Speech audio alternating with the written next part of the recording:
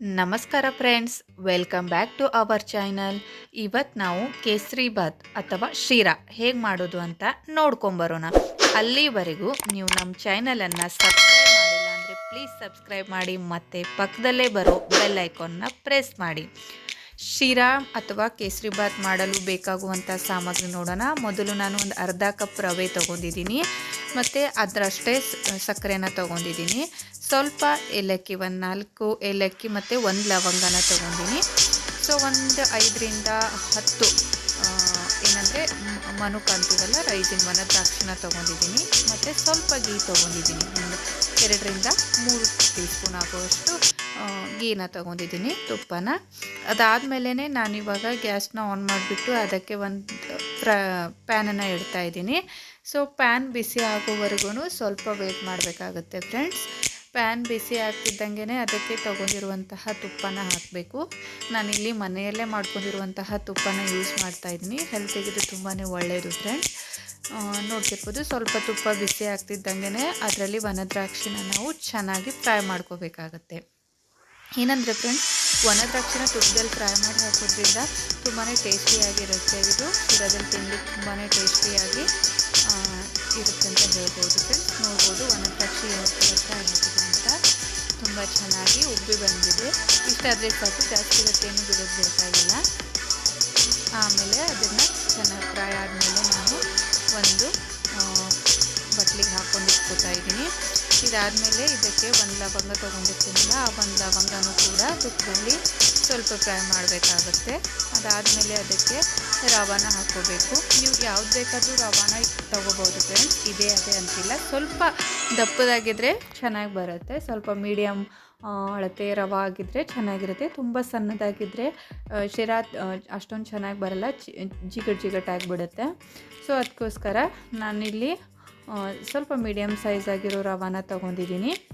ಏನಂದರೆ ಫ್ರೆಂಡ್ಸ್, ರವಾನ ತುಪ್ಪದಲ್ಲಿ ಚೆನ್ನಾಗಿ ಘಮ ಘಮ ಅಂತ ವಾಸನೆ ಬರೋವರೆಗೂ, ಅದ್ರ ಕಲರ್ ಚೇಂಜ್ ಆಗೋವರೆಗೂ, ಗೋಲ್ಡನ್ ಕಲರ್ ಬರೋವರೆಗೂ ನಾವು ಅದನ್ನು ತುಪ್ಪದಲ್ಲಿ ಫ್ರೈ ಮಾಡ್ಕೋಬೇಕಾಗುತ್ತೆ.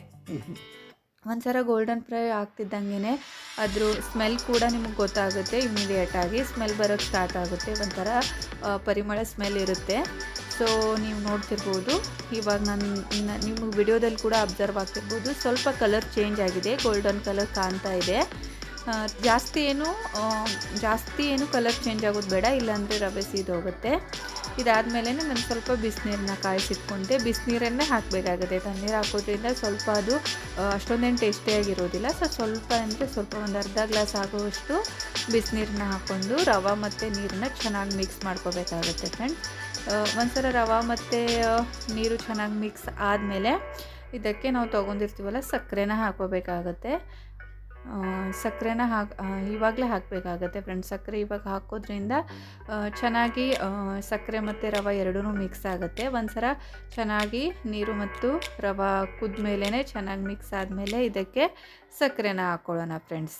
ಏನಂದರೆ ಇವಾಗ ನೋಡ್ಬೋದು, ನಾನು ಸಕ್ಕರೆ ತೊಗೊಂಡಿದ್ನಲ್ಲ, ಸ್ವಲ್ಪ ಸಕ್ಕರೆನ ಹಾಕಿ ಸ್ವಲ್ಪ ಸಕ್ಕರೆನ ತೆಗೆದಿಡ್ತಾ ಇದ್ದೀನಿ. ಯಾಕಂದರೆ ಜಾಸ್ತಿ ಶೀರಾ ಸ್ವೀಟ್ ಆದರೆ ನಮ್ಮ ಮನೇಲಿ ಯಾರೂ ತಿನ್ನೋದಿಲ್ಲ. ಸೊ ಸ್ವಲ್ಪ ಮೀಡಿಯಮ್ ಪ್ರಮಾಣದಲ್ಲಿ ಸ್ವೀಟ್ ಆದರೆ ತಿಂತಾರೆ. ಸೊ ನಿಮಗೆ ನಾನು ಸರಿಸಮಂದಲ್ಲಿ ಸಕ್ಕರೆನ ಮತ್ತು ರವಾನ ತೋರಿಸಿದ್ದೀನಿ. ನೀವು ಬೇಕಂದರೆ ಅಷ್ಟೆಲ್ಲನೂ ಸಕ್ಕರೆನೂ ಇದಕ್ಕೆ ಹಾಕಿದರೆ ಪರವಾಗಿಲ್ಲ. ಬಟ್ ಸ್ವಲ್ಪ ಸಕ್ಕರೆ ಕಡಿಮೆ ತಿನ್ನೋರಾಗಿದ್ದರೆ, ಸ್ವೀಟ್ ಕಡಿಮೆ ತಿನ್ನೋರಾಗಿದ್ದರೆ ಸ್ವಲ್ಪ ಸಕ್ಕರೆ ಹಾಕಿ ಒಂದು ಸ್ವಲ್ಪನೂ ಬಾಜುಕಿಟ್ಟರೆ ಪರವಾಗಿಲ್ಲ ಫ್ರೆಂಡ್ಸ್. ಅದಾದಮೇಲೆ ಸಕ್ಕರೆ ಒಂದ್ಸಲ ಮಿಕ್ಸ್ ಆದಮೇಲೆ ಇದಕ್ಕೆ ವನದ್ರಾಕ್ಷಿನ ಕೂಡ ನಾನು ಮಿಕ್ಸ್ ಮಾಡ್ತಾಯಿದ್ದೀನಿ.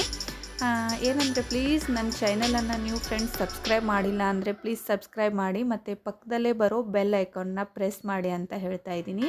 ಯಾಕಂದರೆ ನಾನು ಹಾಕೋ ಮೊದಲು ವಿಡಿಯೋ ನಿಮಗೆ ಫಸ್ಟ್ ನೋಟಿಫಿಕೇಷನ್ ಬರಬೇಕಂದ್ರೆ ನೀವು ನನ್ನ ಚಾನಲನ್ನು ಸಬ್ಸ್ಕ್ರೈಬ್ ಮಾಡಲೇಬೇಕಾಗತ್ತೆ. ಸೊ ನಾನು ವನದ್ರಾಕ್ಷಿನ ಹಾಕಾದಮೇಲೆ ಇದಕ್ಕೆ ಏಲಕ್ಕಿ ಪೌಡರ್ನೂ ಕೂಡ ಹಾಕಿ ಒಂದ್ಸಲ ಚೆನ್ನಾಗಿ ಮಿಕ್ಸ್ ಮಾಡಿ ಒಂದು ಮುಚ್ಚಳನ ಮುಚ್ಚಿ ಒಂದು 2 ನಿಮಿಷ ಇಡಬೇಕಾಗುತ್ತೆ ಫ್ರೆಂಡ್ಸ್. 2 ನಿಮಿಷ ಆದಮೇಲೆ ಮತ್ತೆ ನಾನು ತೆಗೆದು ನೋಡ್ಬೋದು ಎಷ್ಟು ಚೆನ್ನಾಗಿ ಬಂದಿದೆ ಅಂತ. ಶಿರಾ ನೋಡ್ಲಿಕ್ಕೆ ತುಂಬ ಚೆನ್ನಾಗಿ ಕಾಣ್ತಾ ಇದೆ. ಇದು ತುಂಬ ಹಳೆ ಕಾಲದಿಂದನೂ ಬಂದಿರುವಂತಹ ರೆಸಿಪಿ ಆಗಿರೋದ್ರಿಂದ ತುಂಬ ಕ್ವಿಕ್ಕಾಗಿ ಮಾಡುವಂತಹ ಸ್ವೀಟ್ ಆಗಿದೆ.